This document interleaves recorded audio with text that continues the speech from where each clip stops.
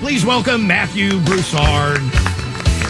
Hello, sir. Hello. Good morning. How Great are to be you? Here. I am awake. That's a good step. Enlivened by the smell of sushi. You know what? Do you want to move that out of the way? I No. feel horrible. No, I mean, you I can love eat it. as much of it as It's you want, but it's literally on top of you. And it's so full. No one's touched it. It's a full party tray. And I do intermittent fasting, so I'm just going to enjoy the smell of it. That's going to be my treat. Wait, are you you're a huge intermittent faster guy? I'm doing about a year. 16 hours off, and then eat for 8 hours. When's your 8-hour window? Oh, I can eat at noon. Are you serious? Yeah. Do you normal day? Do you get up at like 11:59? Yes. Yeah. I mean, that's the cheat to it. Yeah. I sleep until 10:30. So I'm just like, just drink my coffee real slow. Wait a minute. So you will only eat from noon until 8. Noon to 8. It's usually what I go for. But I almost feel like your job that works easily. I don't know that is it that hard? No. It's not that bad. No. And then the hard part's stopping eating at 8, and once I go to sleep, it's not so bad. Wake up in the morning, because you don't have to get up early. Right. If you weren't coming in here today, what would be a normal, when you're on the road? 9, 10. Yeah, I try to sleep till 9 or 10. Okay, so it's not that. You know what it seems like it would be hard, and you tell me, is after a show not eating.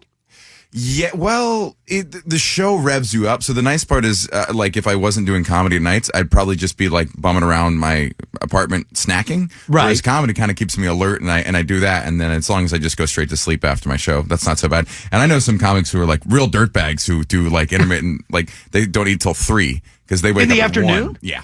Oh, so they can eat till 11, and that's still an early cap. Right. Yeah. But forget being at home where you're snacking, right? But I would assume you're on the road, you're doing your thing, whether it's your opener or you're opening for somebody.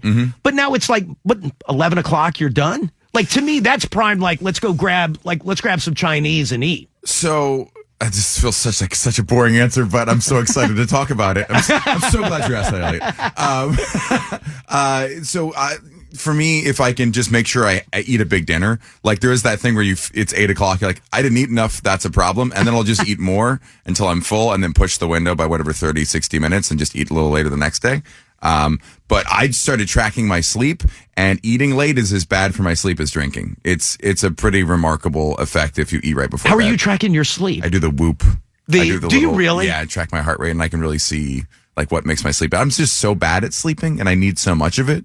You're so bad at sleeping. I feel like you just said you sleep for 12 hours a day. No, I 8. I'm in bed for 8 or 9 hours. A lot of that's up and back down, and yeah.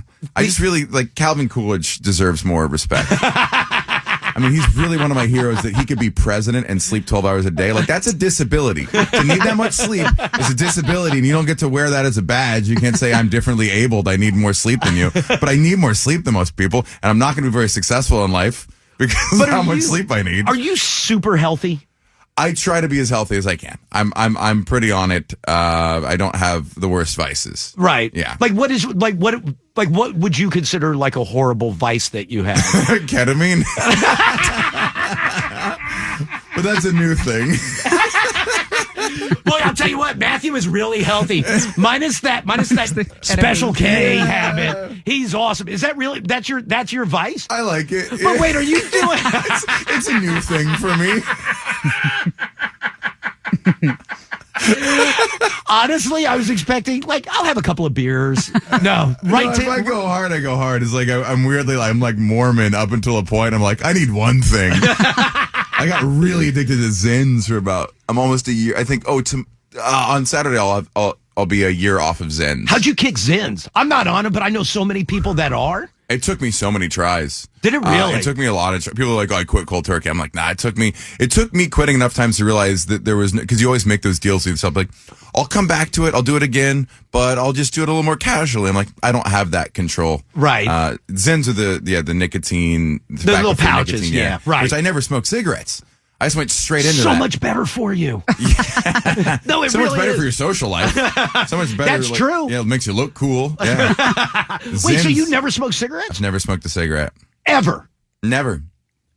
I have some in the office. Do you want one? Are right you a now? cigarette smoker? Yeah. It seems awesome. It seems so cool. It's the best. Dude, it's awesome. the best. I'm Yeah. telling that. You're like, no, I do ketamine. So what a big deal. Hey, I kick Zins.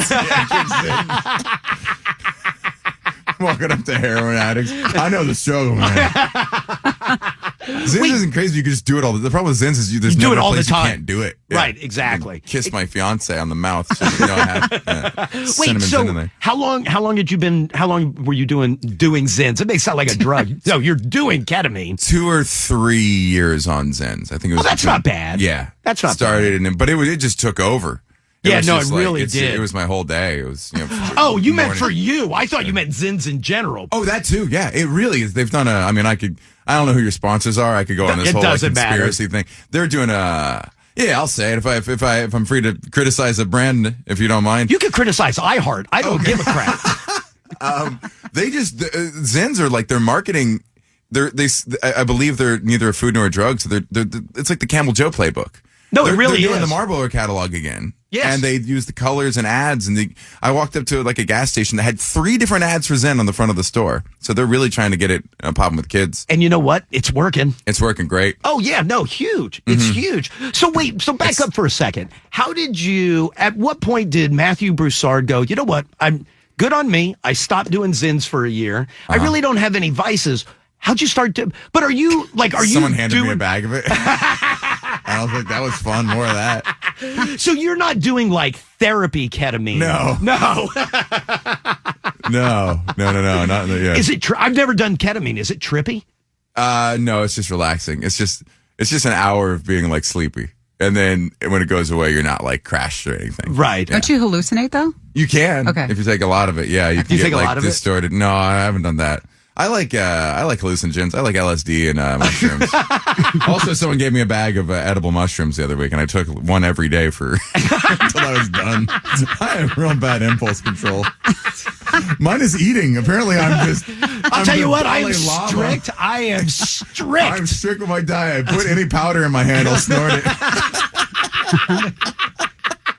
And I just love that it's just some rando gave it to you. And you're like, yeah, who would do anything This is to safe. this? This is good. This is good. Here's my friend Corey. I'm like, he has a good job.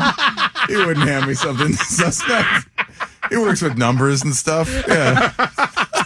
Because prior to all that, I was going to say when you were talking about like not really having vices, like you look like you're in good shape. I swim. I like swimming a lot. So Do you still swim regularly? Yes. Yeah, I swim a bit. That's been my thing. I did all sorts of. I swam for years at a triathlon, and then I spent years doing like gym and weights, and now weights started hurting, so I'm just back at the pool. Just back to swimming? Yeah. All right, so back up for a second. biking. The I can't figure out, is home Texas? Is home Atlanta, or is home back to Texas? Oh, it's both.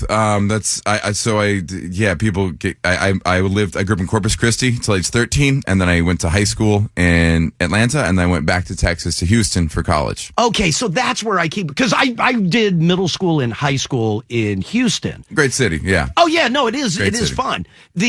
But I guess I thought it was all Houston and then a little bit there. I didn't realize Corpus Christi was Yeah. part of it. Oh, Yeah. dude, so you grew up going to the beach? Ugh, it's not a nice beach. No, it's not. But yeah. that's all you know. It was all I knew. It was windy and sludgy. Yeah, it's the Very Gulf. sludgy. It's the inlet of the Gulf. Yeah, Corpus it's a place. It's a medium size. You know, like anytime it's like such a trope in a city that you can go, oh man, this place has really changed. Corpus, not at all. 300,000 people. I went back and it's like, am I allowed to touch things? Is this a preserve? Is this like a national park? It's so kind of stuck in its ways. But Corpus, I guess Corpus and Padre would at least be known by people who don't know the area as like spring break time. Yes, so But not like, oh, hey, we all saved up, we're going to Lake Havasu, or we're going to Miami. It was like, no, like we don't do that well. We're just going to go to Padre. Very, very state school budget spring break. Very much so. Yeah. Very, very much so. And then Corpus itself wasn't even the spot. Mustang Island was, but Corpus itself is not like a vacation. It's not like a spring break spot. No, not Great at all. fishing, though, is what I hear. Really good fishing in the bay. So how did you end up leaving there to go to Atlanta? So my Well, you were 13. It's probably your family. I said, Dad, Mom, you're coming with me. My dad retired, and my mom wanted to live anywhere but Corpus. So Atlanta, we had some family there, and we went to Atlanta. That was nice. It's a great city. So no problems living in Atlanta. You liked Atlanta. I didn't like where I lived in Atlanta. I lived in the suburbs, and I didn't realize how much I didn't live in Atlanta until I kind of came back as an adult. Because, I like listen to like Ludacris and like Outkast, and I was like, oh, this is going to be a cool place. And I was so in the suburbs, just cul-de-sacs. And I went to a private school that was very like kind of old, Like douchey? Yeah. And that just real like preppy. The real stereotype. It was my high school was listed in the Preppy Handbook as one of the preppiest day schools in the country. Were there any, did you go to school? I also feel like that kind of school would be either like the real wealthy or to-do families would like send their kid there. Did anybody famous come out of there? No, not really. There's not much entertainment. There wasn't, I guess in terms of like film and television, there wasn't that. Right. Ed Helms came out of our rival school. Oh, that's cool. Yeah. That's kind of cool. Yeah. But Lovett hasn't had. Well, now we have a kid named Eric Nam, who is in the class below me, who was like, he's a K-pop star who crosses over to American culture as well. He was like on the cover of Korean Vogue. Was he really? GQ's like Man of the Year. His outstanding career. Yeah, super famous. And then the grade above me was a kid named Wes, I think it's Hudson. And he's designed dresses for Michelle Obama and Lady Gaga. He's like a fashion guy. So Matthew Broussard is the most famous person to come out of your high school. Stand-up comedian, sure. Eric Nam's beating me by a good bit. And then we have one soap opera actor a couple of years before me. Yeah, so I'm sticking with it. Matthew Broussard. Well, most famous one out of that and school. And then Corpus Christi, it's Selena, then me. That's Selena Farrah Fawcett. The woman from Desperate Housewives. It was crazy though, because in Corpus I went to a magnet school where it was a public school, but they take the highest scoring kids on this little test and they put it into the lowest scoring school to bolster the grades. Right. And it meant we went to it was a pretty ghetto middle school, and then it was a very breakneck transition to go to like a private Atlanta high school after that, because I had seen a little bit different. Yeah. There was like knife fights in teen pregnancy at my middle school, and then I went to a place that was they didn't know how good they had it. So how did you end up at Rice University though? I wanted to go back to Texas. It was a good school. I also was just like, Rice is a fantastic school. Yeah, I was very happy to get in. I felt very lucky to get in. I just thought it was a big deal that it was one syllable. Like all the one syllable schools are like good. I was like Duke, Yale, Brown, and Rice. Yeah. I was just like, name a bad school that's only 4 letters. So I was like, it must be a good place to go. I had good engineering, and that was what I wanted to do. But I was going to say the path of being a stand-up comic wasn't really your path. Not a consideration. My parents were really gung-ho. My dad was a chemist. My mom was a microbiologist, and it was like so beat into me, you are going to make a career with those types of skills, with your education. You do not have the skills to be anything else. Right. And education was very, very important for the Broussard family. Big deal. Yeah. Yeah. Like exactly. We were not messing around with that at all. Yeah. Because my dad grew up like real poor Cajun family. And he just, cool story about he just kind of, he was a good test taker. He read a lot. Weird kid, didn't have a lot of friends, like lived out on the farm. So would just read a lot and was pretty gifted at school. His parents pushed it, but they barely, I think English was their second language. And it was like the last period of the day on a Friday. And the teacher said, hey, there's this thing called a PSAT. If you go sign up for it right now, I'll let you cut class early today. So he goes, okay, sure. So he goes and signs up for it, ends up National Merit Scholar and got full ride to college. Wow. Yeah. So like that was like that got his whole family out of that poverty. That's awesome. Yeah. What a great story. Mm-hmm. That's great. But that was you. You were the very bright kid, very smart kid and that was the path. Like when you became a financial guy and a numbers whiz and still love all that stuff. Very much. Yeah. But when did the comedy bug hit you though? I think. Like, was it college? Was it at Rice? Year out of college. I did do like a talent show. Even going all the way through Rice, Not a consideration. No, and I never did anything really with theater or, no, nothing. A year out of college, saw it was Donald Glover live, and I was like, that's really cool. Also, I could technically, there's that feeling you get when you watch stand-up, you're like, technically I could do that. Like, you see someone play guitar, you're like, my fingers don't do that. You see someone dance or act, you're like, I don't have the physical ability to do that. When you watch someone just tell jokes, you're like, logistically, there's no reason I couldn't do that. It looks really fun. Right. I'd like to try that. So yeah, but then there's the whole, like, I understand what you're saying. Like, all I have to do is stand there and talk. But there's that whole part of like entertaining people along with it and being funny that goes with it. But if that had never even like crossed your mind, did you like in the back of your head after seeing Glover go, oh, I'm funny?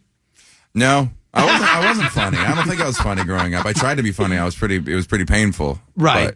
But, no, I just felt kind of lucky that I was also too stupid to recognize all the things you're talking about, and just kind of just a bullheaded 23-year-old just said, I'm going to be good at this.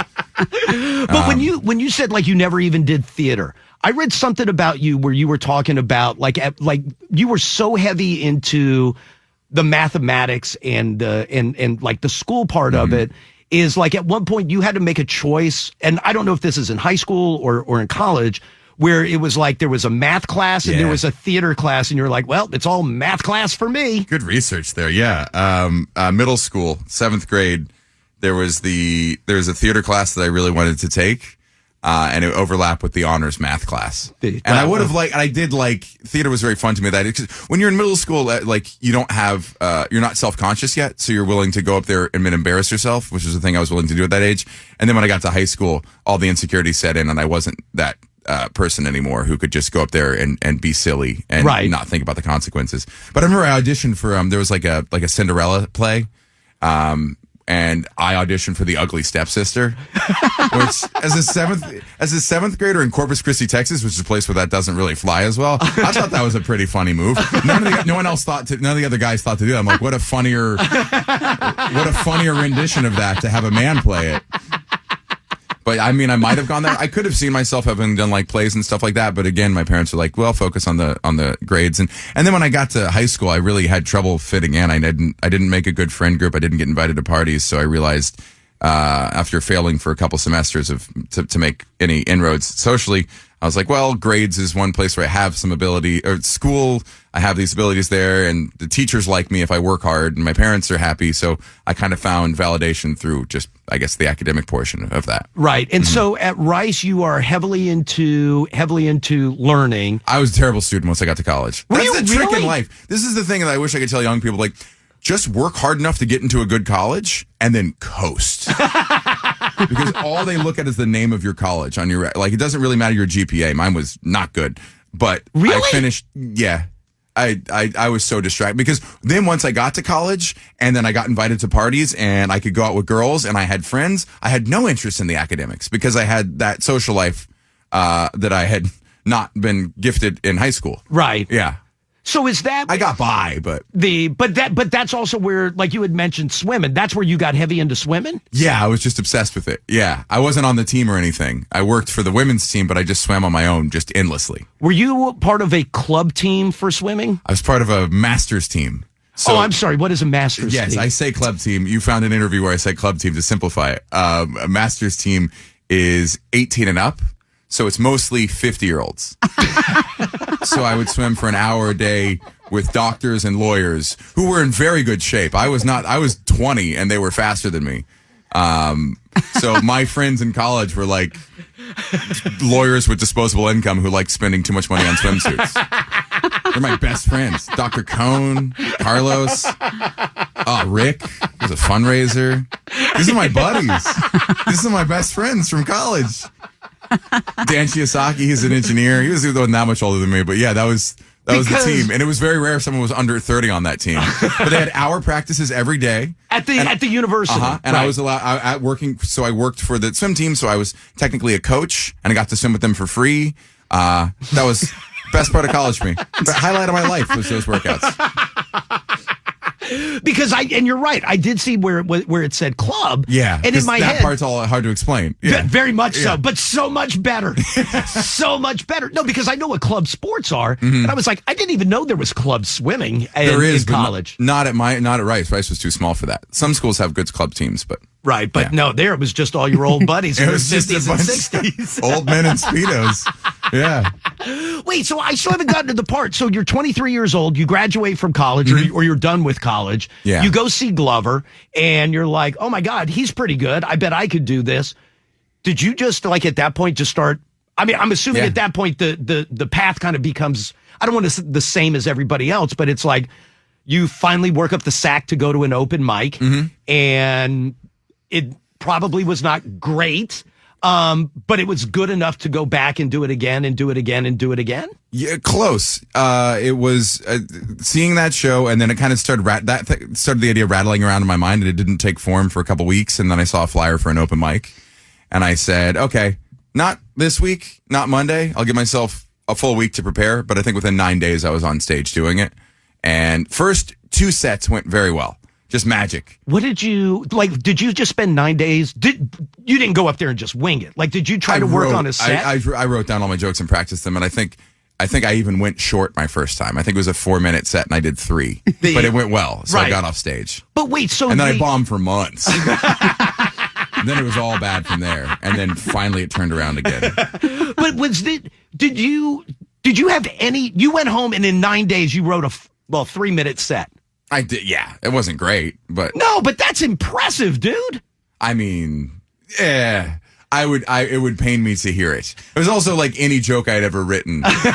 Like all those little errant lines from conversations, like stuff I would just say, jokes I'd written before I was actually doing comedy. Right. Yeah. But still, that takes a set to go up and do that. I don't mean a set like you wrote one, but to just go up and do that? Like, that's impressive. Again, I think it's just young white man confidence of just like, this probably won't be hard. And then it was really hard. And then it was very, it's just a hard press. That starting out thing is so hard because you have to learn. The only way you can learn to do it is on stage. Right. And you're mostly going to be failing, and it's going to be publicly embarrassing, and it's just such a black eye for your self-esteem. So many more nights than not for the first good while. So when you talk about, like, so the first 2 sets were good, like you were happy with them, and then it was Bomb City. Yes. How hard is that to go do every week? It was hard, and part of why I got better at it was Monday. Monday was the good show in Houston. That was the big one that everyone comes out to, and the crowd's good, the open mic. Oh, I thought you were going to say in general. I was like, I used to go to comedy shows in Houston. I never went on a Monday night. Yeah. It was a great open mic. And I just realized, if I bomb, I have a bad week. So either I don't do this or I find a way to get on stage again on Tuesday so I can at least erase the bomb. Right. So at least I don't have to sit in this. So then I was like, I got to find a place Tuesday in case Monday doesn't go well. And I was like, well, I should maybe do it Wednesday too in case Tuesday doesn't go well. And I just realized if you do it every night, you can just reset. You can just avoid those painful nights. And at least have a chance. Okay, in 24 hours, I have a chance to redeem myself. So then I think after a couple months. So you were on stage every night of the week. Yeah, I started in June, and by September, I was like, my goal is to do more sets than anyone else in the city. I can't control if I'm funny or not. That's obviously going to be up to the crowd and up to my skill levels, but I can be the person who performs the most. Holy So I made it my crap. goal to just do every stage I could do. And on weekends, I would go hang out at the club, and the clubs saw me hanging out every weekend. They started to throw me guest spots. And so you really kind of got the became reps like the club rat who was like, I'll do, if there's an opening, I'll take it. If there's anything, I'll get up on stage. Yeah. And do you feel like I don't know who would have been coming up out of Houston at that time. I mean, like when I think of Houston comics, I mean, Hicks is way before you. Hicks and Kinnison Kinnison, Ralphie? Ralphie. No, even Ralphie would have been before you. I would say the black scene has a lot of talent more recently, and just historically in Houston. Yes, but Houston has been in somewhat of a dry spell for a good little time. Sorry for the disrespect to my peers, but it hasn't had like a superstar since Ralphie, Kinnison, and Hicks. And Broussard. Ralphie's a great guy. Oh, Ralphie was awesome. So he started, he kind of didn't have a father growing up, and he came out of, I think, Alabama, Arkansas, and came to this club in Houston run by Danny Martinez. And Danny Martinez more or less became his adoptive father. Right. And Danny was the guy who ran the club when I was there, and he gave me all these spots, so I consider Danny a comedy dad. When you were living in Houston, did you spend any time in A-Leaf? I know the name. I can't remember if I did. Oh, yeah, that's home. Yeah, that's suburb, home. right? No, it's horrible. Okay. Yeah, no.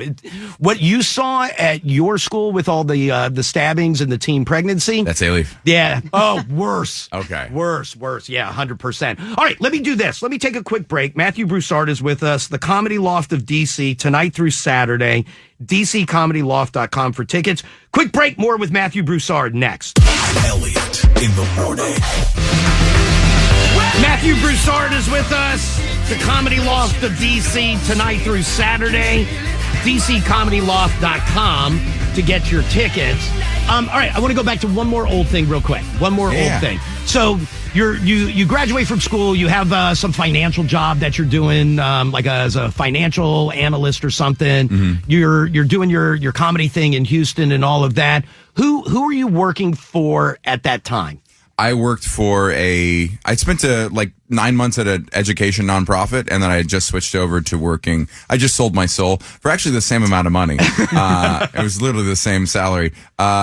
Just a private wealth manager. Okay. So a guy who just invested money for rich people. Right. And then I was a spreadsheet jockey. I was a secretary. It would coffee or spreadsheets or whatever they needed. I never really made any big financial decisions. But that was the job you had when everything started taking off for you, comedy-wise. Mm-hmm.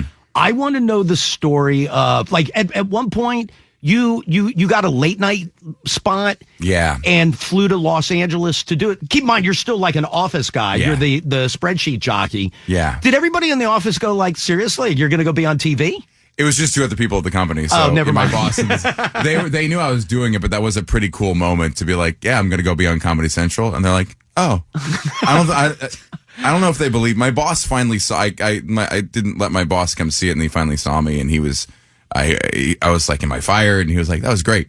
I think you're going to do great with this. So he was really supportive of that. And, I took vacation days to go film my first Comedy Central set. And then I was kind of on the way out, trying to hold on to the job, we worked out a deal where I was going to work remote. And then I really screwed up something and ended up, having to resign. What did you screw up? I've talked about it way too much publicly, but my work computer was stolen, and that's not good. That's really not good. Okay, but you didn't do anything wrong. Yeah. Or did you just leave it someplace that you weren't supposed to? It was in a backpack in my car that got broken into. Oh, okay. Well, that big deal. It's not like you just left it at a club. Yeah, but yeah. The specifics of this industry are if all of his clients, which we're then required to tell all of our clients. Oh. What happened? It's legally, we cannot say if information has been potentially compromised, we have to tell all of them that. And they go, well, fire that guy. Well, why do you have that guy around? He's already screwed up a couple emails to me. Why would we keep him around? So then, and I was trying to hold on to that. My goal was to do that job as long as possible. People were like, oh, when are you going to go full-time comedian? To me, it was so fun to see how long I could have a job and just be a comedian on the side, because everything I achieved in comedy up to that point was just pure profit. Right. I hadn't invested in that job yet. So any money I made, any success I had but that's not even my job. I had business cards.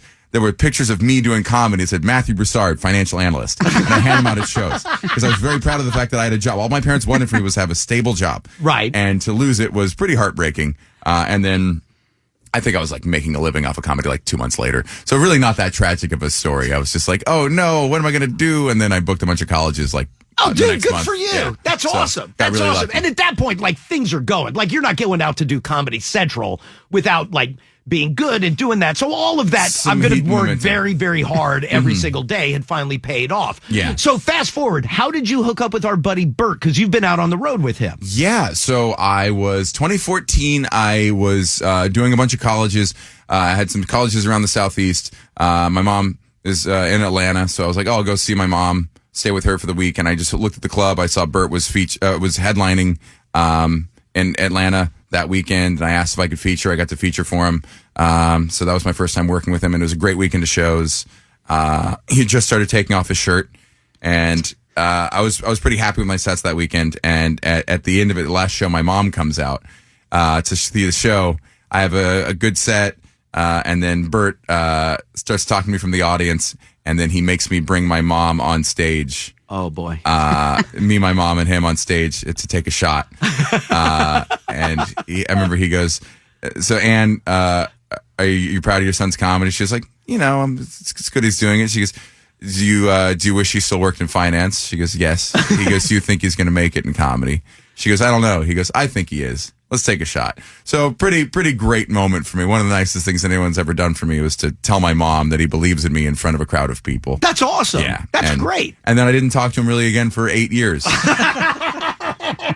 And then I got a random Instagram message being like, hey, want to come open for me? And so I've been on the road with him a couple times now. So is that where, because Tyler saw you in Atlanta, and that was at the, that was at the arena. That was the arena, yeah. I've seen Coldplay there. I've seen Hoobastank in that room. It was crazy to get to perform on that stage opening for Bert, yeah. But that was, we were just talking, that was a huge weekend, because Messi was playing there that weekend. Supposed to. Right, yeah. and he didn't play. Bert, obviously, Midtown. Music Midtown was there. Your mom was back at that show Yes. of getting to go Yelling see you at at Bert. the arena. She yelled at Bert after the show. She goes, why aren't you on Ozempic?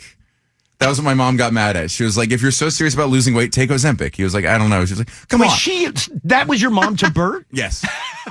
She's just chiding him at a sold out arena. Yeah. Bert doesn't do Ozempic, but he does do Zins, which I think is kind of how he lost. I don't know if I'm allowed to say that about him. No, because I had just talked about, my kid just saw him at Tennessee. The place, he ripped 4 Zins out of his mouth. The place went nuts. In Clarksville? No, in Knoxville. In Knoxville. Okay. Yeah. I was with him this weekend in Clarksville. So. Yeah, but he ripped 4 Zins out of his mouth. The Boy. arena went nuts. Dude, as a recovering Zen addict, that bus is filled it looks like a 7-Eleven with the amount of Zen in there. Whereas this weekend, his assistant Peter, awesome dude. We were sitting at the table. Peter's on his laptop working, and there's a Zen tin of Zen on the table, and I just jokingly just reached out to touch it, and without looking, he grabbed my wrist like Jason Bourne, and he goes, "Not even as a joke." Not even as a bit. You don't touch it. And he took it. I'm like, that's a good dude right there. Now, true or false? Bert told me this about you. Oh. Is that after a show, when you guys were on the bus together, after the show, everybody gets back on the bus and everybody kind of does whatever they're going to do. That Matthew Broussard will tutor kids in math while on the bus. Yeah. Do you really? Yeah. I tutor. I think it's the sweetest thing in the world. I asked Bert if he also does that on the bus. Zero chance. But he said it's great. Like Matthew, everybody will get back on the bus and we'll start going. And then Matthew will rip out his laptop and tutor some kids in math while we're just driving. Yeah. Yeah, I'll do it on tour. Sometimes I'll have to tutor. So I have weird hours for it. Sometimes I'll just want to work at late hours, which is pretty convenient for me. And yeah, I'll end up tutoring while I'm there. Dude, that is the nicest, sweetest thing. Oh, thank you. I've always wanted Bert to walk by the background. I'm not supposed to this is supposed to be a bunch of confidentiality of they can't see the students, but I'd love for Bert to just walk by because none of the kids I tutor know what I do. Oh, They've really? never figured it out. They've never asked. They just assume You're that's a what math teacher. I do. Yeah. Yeah. So we did one of these shows and I'll go and do a tutor and I'll go back. I'm like, I kind of wish my students knew what they were between. It would probably be really fun for them to know. Yeah. I was on with Mr. Broussard, and there was some guy with no shirt on walking behind him. Sorry, that's my boss. That guy. Also, a weird thing with Liquid Death is I was drinking a Liquid Death while tutoring, and the student thought it was a beer because it looks so much like a beer. Yeah, buddy, linear algebra. I love to get a little loose. He also told me that you taught him how to play Wordle. Yes. And that you have a very unique way of playing it. That you do. God, I can't remember. So I do Wordle, I just do audio, which is a good one. I start with audio, but there's one we play called, there's Quordle and there's Setaquordle, which is the same thing. Those are all, Quordle is 4 at the same time, and then Setaquordle is 16 at the same time. So you want to do, the strategy with those is start with 3 different words to just knock out 15 letters and then start going. I think it was crane. What was it? Crane, stern. No, I can't remember what they were.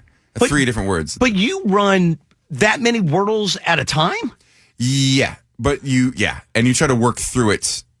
The more challenging way to do it is to go 16 and go them in order. You can do them all at the same time and then look for which one's best, but it's really fun to start and see if you can get there. You have like 21 tries or something like that. I am willing to bet that Bert does just regular Wordle. Yeah. Yeah. That's correct. Yeah. But I gave him a nightmare once because I was explaining like some physics thing. Right. To someone on the bus. And then he had a dream that night that it was like he was with a porn star. And she was like, "Hey, Bert, want to come back to my place and learn the Pythagorean theorem?" But dude, I feel like you're on a really good run right now. You recently taped a special. Yes. And what am I? May is when that'll come out. May, maybe June. Right. Yeah. Okay. So you are going slow in the editing process. It's very painful. Right. Well, it's all the ketamine. Yeah. But special touring all over the place. Mm-hmm. You recently got engaged. Yes. Like, dude, you're in the middle of a good part of your life right now. Good year. Yeah, it's been a good year. That's a great year. Can I ask you this though? She proposed to you. That's correct. In Thailand. And she, bizarrely, she's also a stand-up comic. Yes. But didn't come out of that world. No. She's like a world-class swimmer. Yeah, she was a pro swimmer. And then she was a pro swimmer we met. She retired, and then... Did you meet her at Rice? No. Wait, so did you meet her while you were out like swimming with your 50-year-olds? Oh, no. Through... she was like famous in the swimming world, so I messaged her on Instagram. Did you really? Yeah. Did you really? Mm-hmm. So you just literally DM'd her. Yeah. The long and now story. You're marrying the the world champion swimmer. Yeah. The long story is that I followed her, and she had followed me, independently, via I guess a friend of a friend, because I do know that swimming world. Right. And then I was in LA, and I knew she lived in Austin, and I opened up Bumble, right? And I saw her show up, and I go, took a screenshot, swiped right, and then didn't match immediately, and thought, well, this is silly. Why should I wait? If she's in LA, let's just send her a message on Instagram where she'll see it. So I sent her that screenshot and said, "Hey, are you in LA?" And she goes, "No, I already got back to Austin, but let me know if you ever have shows in Texas." We started chatting, and then a couple months later. Someone asked how we met, and I said Bumble. She goes, "What are you talking about, Bumble?" I go, "Well, I saw you on Bumble." She goes, "What?" And what I learned was when I sent that screenshot, it cropped the top and the bottom of the photo where it says Bumble. Right. So it looked like I just sent her a picture of herself and knowledge of her location. So I'm shocked and disappointed that she responded. And that's how it started. And now she does comedy. So right. She started 4 years ago. How did she transition to that world? Like to me, it's very bizarre that both of you are heading down successful paths. I mean, no disrespect. She was way down a very successful path. Very. Was she like, well, I watch Matthew do it. I guess anybody can do it. A little bit of that. So she was doing improv when we met. So she actually has a background in it. But with swimming, there was absolutely her workouts were 5:45 a.m. Right. I'm sure you understand morning schedules. There's a lot of night stuff you can't do. Sure. So it was never a thought for her to try comedy. And then once she quit swimming, she was working her job. She had she moved to cybersecurity, and it was a couple years before she had the kind of everything set where she could start doing comedy as well. Did you know? So I don't know what the trip was, and it doesn't matter. But you guys were overseas together. No idea. I had no idea she was going to propose. If that were you asking. Yeah, that's exactly what I was going to ask. So you guys are in Thailand, on the beach, and you had no idea she was going to drop down on one knee and propose. No. The weird part is I should have known. She had said before that she was going to propose to me. She had mentioned that plenty of times, but I thought that was done. I thought that had come off the table because then I was starting to feel pressure to propose. We had gone to Italy, and I think she had wanted me to do it then.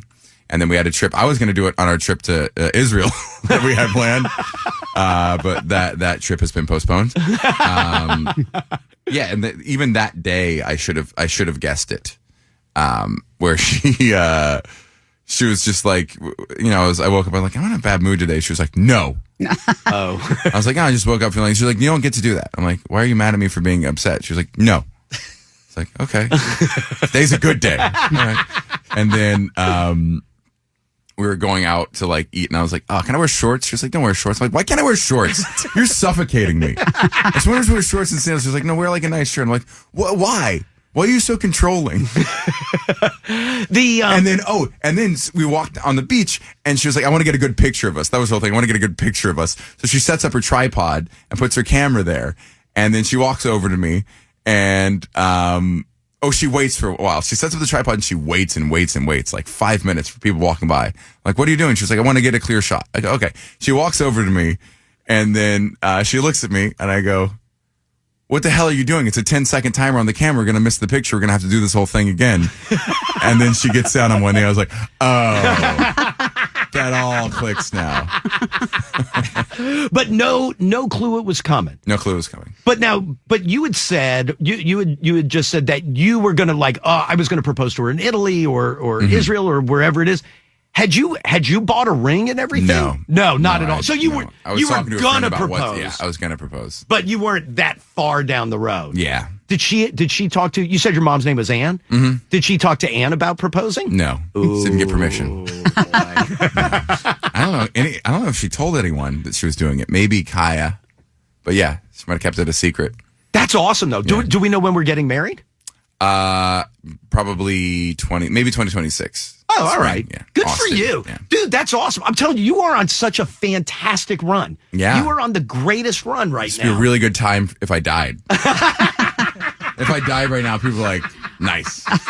In terms of dramatic impacts, excellent timing. I'm going to crash on the way home from this interview. And then the last thing I wanted to ask you about, because I think it's very smart, and maybe you liked it, maybe you didn't. The I know it's Trevor Noah's deal, the Fortnite thing. Yeah, that's really, really. I don't know if you like doing it or if you didn't or if you could see the payoff from it. But doing like stand up in Fortnite is really smart to me. It was a great business idea. I know it's a really, I don't have an appreciation for the fervor of that fandom. I know people who love it, and there are like Mateo Lane is an amazing comedian whose career and talent I am very jealous of. And I remember he was like, "You're on Fortnite? How'd you get that?" Like he was like genuinely, he was jealous for that opportunity for how big of a world that is. It was an offer I got kind of randomly. I think it was based on some previous work I'd done with that producer on another project. What was really fun about doing it was that what I look like didn't come into play because I had that skin on. I think I was like a flamingo astronaut or something. Right. Something weird, some weird skin I put on my character, and they motion captured me doing stand-up, so it was just my voice. I was like, oh, I can't do any jokes about what I look like. We also had some pretty strict limitations on what we could talk about because it's very kid-friendly. I was just like, I have a bunch of one-liners. I've always wanted to be a one-liner comic. That was my dream, but crowds don't want that. They need more from me in terms of perspective, like stories and personality. And stuff, sure. Yeah. So I was like, I can just go up there and do one-liners. So that's what I did on it, which was very fun. But it is like I had no idea that it existed, right? And I was like, this will reach a whole, like, it's genius. It really is. That reaches a whole different world that may never be exposed to stand-up comedy. Right. It really is platform. smart. Yeah. No, I saw that. I was like, oh my God, that is genius. That's really, really good. Dude, I'm telling you, I hope you have the car accident. You are on such a run right now. Thank you. I appreciate that. Thank you. All right. Matthew Broussard will be at the Comedy Loft of DC tonight through Saturday. DCComedyLoft.com to get your tickets. Dude, thank you so much for coming in. Thank you.